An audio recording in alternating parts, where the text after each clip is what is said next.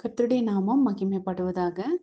இந்த நாளிலும் நம்ம தியானத்துக்காக எடுத்துக்கொண்ட தேவனுடைய வார்த்தை ஆதியாகமம் புஸ்தகம் 4வது அதிகாரத்துல 23வது வசனமும் 24வது வசனமும்.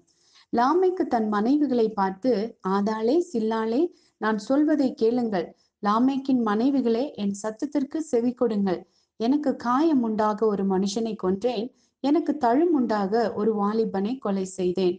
காயினுக்காக 7 பழி சுமருமானால் லாமேக்குக்காக 77 பழி சுமரும் என்றான். இந்த லாமேக்கு அப்படிங்கிற மனுஷனை குறித்து இன்னைக்கு நம்ம தியானிக்க போறோம். இந்த லாமேக்கு வேதத்துல 2 லாமேக்கு வருது. ஆதியாகமம் 4வது அதிகாரத்துல ஒரு லாமேக்கு பத்தி வருது. ஆதியாகமம் 5வது அதிகாரத்துல இன்னொரு லாமேக்கு பத்தி வருது. அவர் நோவாவின் தகப்பன். இந்த முதல் லாமேக்கு 4வது அதிகாரத்துல இப்போ நம்ம தியானிக்கிற லாமேக்கு காயினின் வம்ச வழியில வர்றாரு. 5வது அதிகாரத்துல வர்ற லாமேக்கு ஆண்டவர் ஆபேலுக்கு பதிலா சேத்து அப்படிங்கிற மகனை ஆண்டவர் கொடுக்கறதுனால அந்த சேத்தின் வம்சாவழியில வர்றவர் தான் இந்த லாமேக்கு. அவர் தான் நோவாவோட தகப்பன்.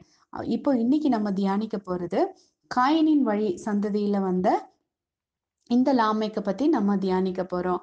இந்த லாமேக்கு கிட்ட இருந்த தவறான மனப்பான்மைகள் என்னென்ன அப்படிங்கிறத ஒரு 5 காரியங்களை நம்ம தியானிக்கலாம். முதலாவது பாருங்க, இந்த காயினை குறித்து நம்ம பார்க்கும்போது, இந்த லாமேக்கு குறித்து நம்ம பார்க்கும்போது, காயின் தன்னோட சகோதரனாகிய ஆபேலை கொலை செய்தான் அப்படின்னு சொல்லி நம்ம பார்க்கிறோம் இல்லைங்களா? அப்போ அந்த காயின் கொலை செய்யறப்போ முதலா அங்க மரணம் ஏற்படுது. அந்த மரணம் அப்படிங்கிறது ஒண்ணு சம்பவிக்க போகுது. கொலை அப்படின்னா என்ன? இதெல்லாம் இவருக்கு ஒண்ணுமே தெரியாது. ஏன்னா ஃபர்ஸ்ட் சந்ததியில இவங்க தான் பொறக்குறாங்க. ஆதாமுக்கும் ஏவாளுக்கும் ஆபேலும் காயினும் பொறக்குறாங்க. இவர் தன்னோட சகோதரனை கொலை செஞ்சா அதுக்கப்புறம் அவர் அந்த உயிர் போனா திரும்பி வராது. இந்த கான்செப்ட் அந்த மரணம் ஒண்ணு மரணம் அப்படின்னு ஒண்ணு இருக்குது அப்படிங்கிற விஷயமே இந்த காயினுக்கு தெரியல. அவர் தெரியாம அறியாமையினாலதான் அங்க அந்த கொலையை அவர் பண்றாரு. அதுக்கப்புறம் தான் அவருக்கு புரிஞ்சிருக்கும். ஓ, என் தம்பி என்னை கொன்னுட்டான். அதுக்கப்புறம் இனி அவனுக்கு மறுபடியும் என் தம்பி வரமாட்டான் அப்படிங்கிற விஷயம் அதுக்கப்புறம் தான் அவருக்கு தெரிய வந்திருக்கும். ஆனா பாருங்க, இந்த இடத்துல இந்த லாமைக்கு கொடுத்து பார்க்கும்போது இவர் மரணத்தை பத்தி இவருக்கு தெரிஞ்சிருக்கும். ஏன்னா காயினுக்கு அப்புறம் பாருங்க, காயினுக்கு ஏனோக்கு அப்படிங்கிறவர் பிறக்கிறாரு. அந்த ஏனோக்குக்கு ஈராத் பிறக்கிறாரு. ஈராத்துக்கு மெகுயவேல் பிறக்கிறாரு. மெகுயவேலுக்கு மெத்தூசவேல், மெத்தூசவேலுக்கு லாமேக்கு பிறக்கிறாரு. இப்போ ஒரு 6வது சந்ததியில இவர் வராரு. அப்போ அவங்க எல்லாமே இவருக்கு முன்னாடி எத்தனையோ பேர் மரணத்தை சந்திச்சிருக்காங்க. அப்போ இவரோட தாத்தாவை பார்த்திருக்கிறாரு, இவரோட பாட்டன் முப்பாட்டன் எல்லாத்த பார்த்திருக்கிறாரு, மரணத்தை பார்த்திருக்கிறாரு. இது எல்லாமே தெரிஞ்சுட்டு இவர் என்ன பண்றாரு அப்படின்னா, இவர் துணிகரமா இவர் கொலை செய்யறாரு. ஆனா இவர் யாரை கொலை செய்யறாரு என்ன அப்படின்னு நமக்கு தெரியாது. ஆனா வேத வல்லுனர்கள் ஒரு காரியத்தை இப்படி கணிக்கிறாங்க. நான் ஒரு ஒரு சின்ன ஒரு ஷார்ட்ஸ் இங்கிலீஷ்ல போட்டிருந்தாங்க. அந்த ஷார்ட்ஸ் பார்க்கும்போது இவர் காயின் அவரோட சகோதரனை கொலை செஞ்சாரு. ஆனா இந்த காயின் வம்சத்துல வந்த இந்த லாமைக்கு அவன் காயினை விட இவர் ரொம்ப குரூரமா இவர் இருப்பாரு. இவர் ஒரு முரடனா இருப்பாரு இருந்தாரு. அது மட்டும் இல்ல, இவர் அவரோட சொந்த மகனையே ஒரு தூபால் காயின் அப்படிங்கிறவரை அவர் கொலை செஞ்சிருப்பாரு அப்படின்னு சொல்லி ஒரு கணிப்பு அந்த மாதிரி ஒரு கணிப்புல சொல்றாங்க. அப்ப பாருங்க, இந்த காயினுக்கு தெரியாம மரணம் அப்படிங்கிறது என்னன்னு தெரியாம அவர் அங்க கொலை செய்யறாரு. ஆனா இங்க லாமைக்கு துணிகரமா ஒரு கொலைகாரனா தன்னை வெளிப்படுத்துறாரு. இது முதல் காரணம். 2வது காரியம், இந்த லாமைக்கு 2 திருமணம் செய்யறாருங்க. இவர் தான் ஃபர்ஸ்ட் 2 பொண்டாட்டியை கட்டுறாரு. ஒருத்தி பேரு ஆதாள், இன்னொருத்தி பேரு சில்லான். இப்ப பாருங்க, இவருக்கு முன்னாடி இவங்களோட பிதாக்களோ அவங்க முப்பாட்டனர்களோ அந்த மாதிரி யாருமே 2 திருமணம் செஞ்சதில்ல. இவர் தான் என்ன பண்றாருன்னா 2 திருமணத்தை செய்றாரு. ஆண்டவர் 2 திருமணத்தை ஆண்டவர் அங்கீகரிக்கிறது இல்ல. எப்படி நமக்கு தெரியும் அப்படின்னா, ஆண்டவர் ஒரு ஆதாமுக்கு ஒரு ஏவாளை படைச்சதுல இருந்தே நம்ம புரிஞ்சுக்கலாம். இல்லாட்டி ஆண்டவர் ஒரு ஏவாளுக்கு பதிலா அவரோட விலா எலும்புல இருந்து எத்தனை ஏவாளை வேண்டாம் வேணும்னாலும் ஆண்டவர் எடுத்திருக்கலாம். அதனால இது ஆண்டவருக்கு பிரியமில்லாத 2வது துணிகரமான செயல். இவரு 2 பொண்டாட்டிய வந்து இவரு கட்டுறாரு. அப்புறம் 3வது இவர்கிட்ட தவறான ஒரு குணம். என்ன குணம் அப்டின்னா, இவர் வந்து பழி வாங்குற சுபாவம் உடையவரா இருக்கிறாரு. அந்த வசனத்துல நம்ம பார்க்கலாம். ஆர்சி டிரான்ஸ்லேஷன்ல அழகா எழுதியிருக்காங்க.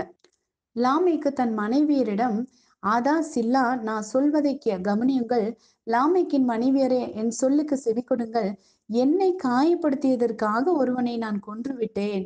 என்னை அடித்ததற்காக அந்த இளைஞனை நான் கொன்றேன்." அப்படின்னு சொல்றாரு. அப்போ இங்க அவரு என்ன சொல்ல வர்றாரு அப்படின்னா, இங்க வந்து அவரு ஒரு கொலை செய்றாரு. அந்த கொலைக்கு வந்து இவரு சொல்றாரு, "என்ன அவன் காயப்படுத்திட்டான். அதனால அந்த மனுஷன கொன்னுட்டேன். எனக்கு தழும்பு உண்டாக்கிட்டா.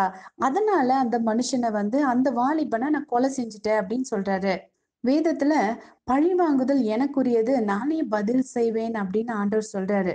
ஆனா இங்க இவரே பழி வாங்குறாரு. இவர வந்து ஒருத்தர் அடிச்சுட்டாரு அப்படிங்கிறதுக்காக திருப்பி அடிச்சா கூட பரவால்ல. இவர் திருப்பி வந்து கொன்னே போட்டுறாரு. தன்னை காயப்படுத்தின மனுஷன திருப்பி நான் காயப்படுத்துறேன் அப்படின்னு சொல்லி காயப்படுத்தாம கொலை செய்யறத வந்து அவர் தெரிவு செய்றாரு. அப்ப பாருங்க, இவரோட மோசமான அந்த பழிவாங்குற குணத்த 3வதா நம்ம பார்க்க முடியும். ஒருத்தர் வந்து ஒரு துறவி கிட்ட போய் இந்த மாதிரி ஒரு கேள்வி கேட்டாராமா.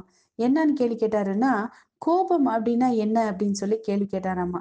அதுக்கு அந்த துறவி வந்து அழகான ஒரு பதில குடுத்தாரு. என்ன அப்டின்னா, "மத்தவங்க செய்ற தப்புக்கு உனக்கு நீயே கொடுத்துக்கிற தண்டனை தான். அதுதான் வந்து கோபத்துக்கு அந்த டெஃபினிஷன்" அப்டின்னு அவர் சொன்னாராமா. என்ன ஒரு அழகான ஞானமான பதில் குடுத்தாரு. இதுதான் உண்மைங்க. ஆனா, இங்க வந்து இன்னைக்கு நெறைய பேர் எப்டி இருக்காங்கன்னா, பழிவாங்குற குணமுடையவங்களா இருக்காங்க. இந்த பழிவாங்கும் குணம் ஆண்டவருக்கு முற்றிலும் வந்து ஆண்டவருக்கு பிரியமில்லாத ஒரு குணமா இருக்குது. 4வதா இவர்கிட்ட இருக்கிற காரியம் என்ன அப்டின்னா, இங்க பாருங்க, பழிவாங்குறது தப்பு. இவரு பழிவாங்கும் சுவாபத்த இவரு கத்துக்கிட்டது மட்டும் இல்ல. இவரு என்ன பண்றாரு, அத அவங்க மனைவியர்கிட்ட சொல்றாரு. என்ன சொல்றாரு? "ஆதாளே, சில்லாளே, கேளுங்கள், கேளுங்கள். யார்கிட்ட போய் நாங்க கேளுங்க அப்படின்னு நம்ம சொல்லுவோம். நான் சொல்றத கேளு. நான் சொல்ற காரியத்துக்கு செவிகொடு" அப்படின்னு அவரு சொல்றாரு. "நீங்க கேளுங்க, செவி கொடுங்கள்" அப்படின்னு சொல்றாரு. அ என்னன்னு எத கேட்க சொல்றாரு அப்டின்னா, உங்கள யாராச்சும் அடிச்சாங்கன்னா, எனக்கு என்ன நடந்ததோ, அதே காரியத்த நீங்க செய்யலாம் அப்டிங்கிறத அவரு அங்க சொல்லிக் குடுக்குறாரு. மறைமுகமா ஒரு தவறான போதனைய அங்க வந்து புகுத்துறாரு. அதாவது, உங்கள யாராச்சும் அடிச்சாங்கன்னா, அவன் யாரானாலும் சரிதான், உங்கள அடிச்சவன நீ திருப்பி அடிக்க கூட வேண்டாம். உன்ன அடிச்சவன நீ கொன்னு போட்டுரு அப்டின்னு அவர் சொல்ல வர்றாரு. வந்து ஆதாளே, சில்லாளே கேளுங்கள். ஏன் இவர் செஞ்ச கொலைய வந்து பொண்டாட்டிக்கு கிட்ட வந்து எதுக்கு சொல்லணும்? அப்டின்னா, பாருங்க, அந்த தவறான உதாரணத்த வந்து அங்க முன்வைக்கிறாரு. உங்களுக்கு இந்த மாதிரி நடந்தா நீங்களும் என்ன மாதிரியே நடந்துக்கோங்க அப்டிங்கிறத தான் சொல்ல வர்றாரு. பாருங்க, இன்னைக்கு இந்த காலத்துல வாழ்ற பிள்ளைங்க பாருங்க, நெறைய புள்ளைங்க வந்து அவங்களுக்கு ரோல் மாடலா வந்து அவங்களோட அம்மா, அப்பாவ ஃபாலோ பண்றாங்க. சுத்தி இருக்கிற புள்ளைங்க வந்து எல்லாம் தங்கள சுத்திலுமே என்ன நடக்குது அப்படிங்கிறத ஒவ்வொரு நாளும் கவனமா வாட்ச் பண்றாங்க. உதாரணத்துக்கு என்னோட என்னோட குட்டி பையன் 4த் ஸ்டாண்டர்ட் போறான். அவன் வந்து அவங்க அப்பா கூட வந்து கேரம் போர்டு ஆடுவான். அப்படி கேரம் போர்டு ஆடிட்டு இருக்கிறப்போ, இவன் என்ன பண்றான்னா, தேய்ச்சு தேய்ச்சு ஆடுவான். போர்ட ரொம்ப தேய்ச்சு தேய்ச்சு ஆடாத தம்பி. ஏன் இப்படி தேய்ச்சு தேய்ச்சு ஆடுற? அப்படின்னு சொன்னா, அவன் சொல்றான், "எங்க அப்பா அப்படித்தான் ஆடுறாரு. அதனால நானும் அப்படித்தான் பண்ணுவேன்." அப்படின்னு சொல்றாரு. இப்ப பாருங்க, இந்த இடத்துல இவர் தவறான ஒரு காரியத்த லாமைக்கு முன்வைக்கிறாரு. இப்ப லாமைக்கோட புள்ளைங்க என்ன பண்ணுவாங்க? எங்க அப்பா அவர அடிச்சவர திருப்பி கொன்னாரு. நாங்களும் அததான் செய்வோம். அப்படிதான் அவங்க நடந்துப்பாங்க. இப்ப பாருங்க, காயின் தேவ சந்நிதி விட்டு விலகுனதுனால, அந்த சந்ததியில வர்ற யார்கிட்டயுமே தெய்வ பயமே இல்ல. முரட்டுத்தனமா அவங்க வாழ்ந்தாங்க. இப்ப இவர் தன்னோட முரட்டுத்தனத்த பொண்டாட்டிங்கிட்ட சொல்றாரு. பாருங்க, ஒரு மனுஷகிட்ட சொல்ற விஷயத்த அவர் இன்னொரு மனுஷகிட்ட சொல்லுவாராமா. ஆனா, ஒரு பெண் கிட்ட ஒரு காரியம் போச்சுன்னா, அது நல்லதோ, அது கெட்டதோ, அது ஊருக்கே போய் சேர்ந்துருமாமா. அப்போ இவர் தவறான ஒரு காரியத்த அடுத்த தலைமுறைக்கு அவங்க பொண்டாட்டிங்க மூலமா அவரு கடத்துறாரு. அது மட்டும் இல்ல, இவர் தவறான பழிவாங்கும் குணத்த மத்தவங்களுக்கு கத்துக் குடுக்குறது மாத்திரம் இல்ல, இவரோட வாழ்க்கையில கூட தவறான முன்னுதாரணத்த பின்பற்றக்கூடியவரா இந்த லாமைக்கு இருந்தாரு. அதுக்கு உதாரணமா நம்ம பார்க்கலாம். ஏன்னா அவர் சொல்றாரு, காயினுக்காக 7 பழி சுமருமானால், லாமேக்குக்காக 77 பழி சுமரும் அப்படின்னு சொல்றாரு. எத வச்சு அப்படி சொல்றாரு? அப்ப இவர் யார ஃபாலோ பண்ணியிருக்கிறாரு? இவர் காயீன பத்தி இங்க சொல்றாரு அப்படின்னா, அவரு காயீன மட்டும் தான் ஃபாலோ பண்ணியிருக்கிறாரு. அப்ப காயீன பத்தி கேள்விப்பட்ட இந்த லாமேக்கு, நிச்சயமா ஆபேல குறித்து கேள்விப்பட்டிருப்பாரா? இல்லையா? நிச்சயமா வந்து அவருக்கு ஆபேல பத்தி தெரிஞ்சிருக்கும். ஆபேல் எவ்ளோ பயபக்தியா இருந்தாரு, எவ்ளோ ஆண்டவருக்கு பிரியமா நடந்தாரு, எல்லாமே தெரிஞ்சிருக்கும். ஆனா, இவரோட இவர் எத செலக்ட் பண்ணாரு, இவர் வந்து எத சூஸ் பண்ணாருன்னு பார்த்தீங்கன்னா, யார சூஸ் பண்ணாருன்னா, தவறான சுபாவம் உடைய அந்த கொலைகாரனான காயீனையும், அவனோட குணத்தையும் அவர் தெரிவு செய்தார். பாருங்க, இன்னைக்கு உங்களுக்கு முன்னாடி, எனக்கு முன்னாடி நெறைய காரியங்கள் நன்மையும் இருக்குது, தீமையும் இருக்குது. நம்ம எத தெரிவு செய்றோம் அப்படிங்கிறது ரொம்ப முக்கியமான காரணம். ஏன்னா, நம்ம தெரிவு செய்ற அந்த காரியம் நம்மள மட்டும் இல்ல, அது நம்மளோட சந்ததிய பாதிக்கக்கூடிய விஷயமா இருக்குது. அதனால நம்ம ஞானமா தெரிவு செய்ய வேண்டியவங்களா இருக்கிறோம். 5வதா நம்ம பார்க்கும்போது, இந்த லாமெக்கு கிட்ட இருந்த மோசமான குணம், அவர் ஒரு கொலையே செய்றாரு. அந்த கொலைக்காக கொஞ்சம் கூட அவர் மனம் வருந்தவே இல்ல. அப்ப தான் செய்த கொலைக்காக மனம் வருந்தாத, உணர்வே இல்லாத, முரட்டு குணமுடையவனாக, தன்னோட கொலைய நியாயப்படுத்தி பேசுபவனாக இவர் இருந்தாரு. இவர குறித்து பார்க்கும்போது, இவரோட சுபாவம் ரொம்ப மோசமா இருந்துச்சு. இப்ப நம்ம 5 காரியங்கள பார்க்கலாம். முதலாவது வந்து காயின் தெரியாம அந்த மரணத்த பத்தி தெரியாம அங்க கொலை செய்றாரு. ஆனா, இவரு தெரிஞ்சே துணிகரமா கொலை செய்றாரு. அப்ப 2வது காரியம் நம்ம பார்த்தோம். இவரு தான் 2 பொண்டாட்டி கட்டலாம். நமக்கு தேவையானா எத்தன பொண்டாட்டி வேணும்னாலும் கட்டிக்கலாங்கிற மாதிரி தப்பான அடையாளத்த காமிக்கிறவரா இருந்தாரு 2வது. 3வது வந்து இவரு பழிவாங்குற சுபாவம் உடையவரா இருந்தாரு.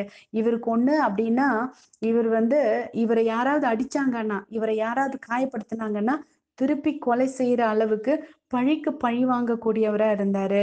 4வது இவரோட பழிவாங்குற குணத்த இவரோட பொண்டாட்டிங்களுக்கும் சேர்த்து அவரு சொல்றாரு. அத கத்துக் குடுக்குறாரு. அப்போ பழி வாங்குறது தப்பு இல்ல.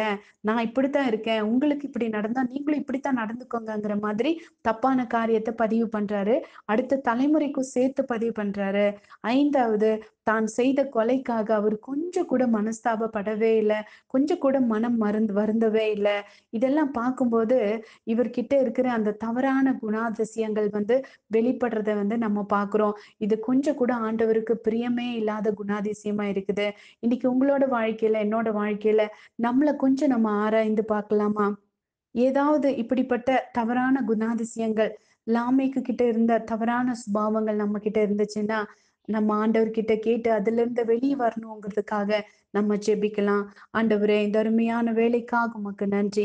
லாமேக்கோட வாழ்க்கையின் மூலமாக அவர் எவ்ளோ தவறான மனப்பான்மைய வெளிப்படுத்தக்கூடியவரா இருக்கிறாரு அப்படிங்கிறத அப்பா தெளிவாக நாங்க தியானித்தோம் ஆண்டவரே. எங்களோட வாழ்க்கையில இப்படிப்பட்ட தவறான குணத்தை பிரதிபலிக்கிறவர்களாக நாங்கள் இருக்காமல் ஆண்டவரே, உமக்கு பயப்படுகிற பயத்தினால ஒவ்வொரு நாளும் எங்களை காத்துக்கொள்ள ஆண்டவரே எங்களுக்கு உதவி செய்யுங்க. வார்த்தையை கேட்ட ஒவ்வொரு பிள்ளைகளையும் ஆசீர்வதியுங்க, பலப்படுத்துங்க. இயேசுவின் மூலம் ஜெபிக்கிறேன் நல்ல பிதாவே. ஆமென், ஆமென்.